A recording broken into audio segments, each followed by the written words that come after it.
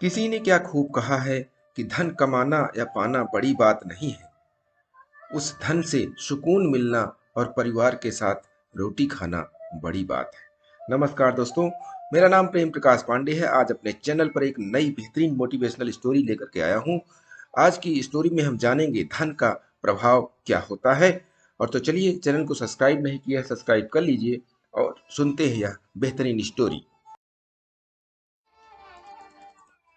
किसी गांव में एक धनी सेठ रहता था। उसके बंगले के पास एक जूते सिलने वाले गरीब मोची की छोटी सी दुकान थी। उस मोची की एक खास आदत थी कि जब भी वह जूते सिलता तो भगवान के भजन गुनगुनाता रहता था। लेकिन सेठ ने कभी उसके भजनों की तरफ ध्यान नहीं दिया। एक दिन सेठ व्यापार के सिलसिले में विदेश गया और घर लौटते वक्त उसकी तबीयत बहुत खराब हो गई। लेकिन पैसे की कोई कमी तो थी नहीं, तो सो विदेश विदेश में डॉक्टर, वैद्य, हकीमों को बुलाया गया, लेकिन कोई भी सेठ की बीमारी का इलाज नहीं कर सका। अब सेठ की तबीयत दिन प्रतिदिन खराब होती जा रही थी। वह चल फिर भी नहीं पा रहा था।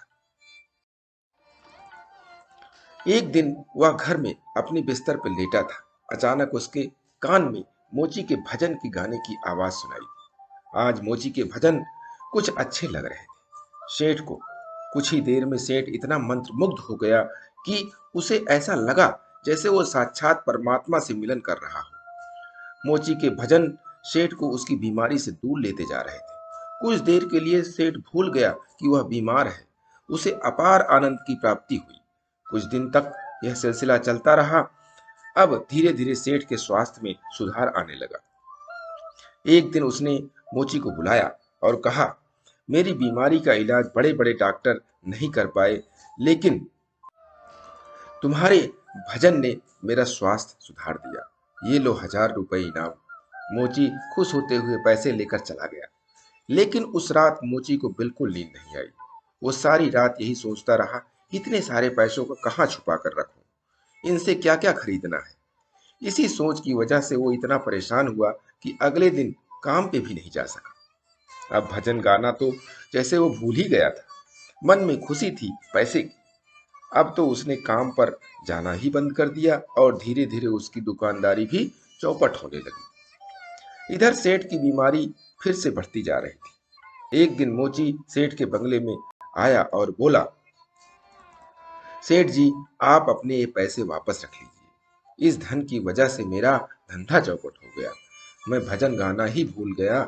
इस धन ने तो मेरा परमात्मा से नाता ही तोड़वा दिया। मोची पैसे वापस करके फिर से अपने काम में लग गया। दोस्तों, ये कहानी मात्र नहीं है, यह एक सीख है कि किस तरह हम पैसों का लालच हमको अपने से दूर ले जाता है।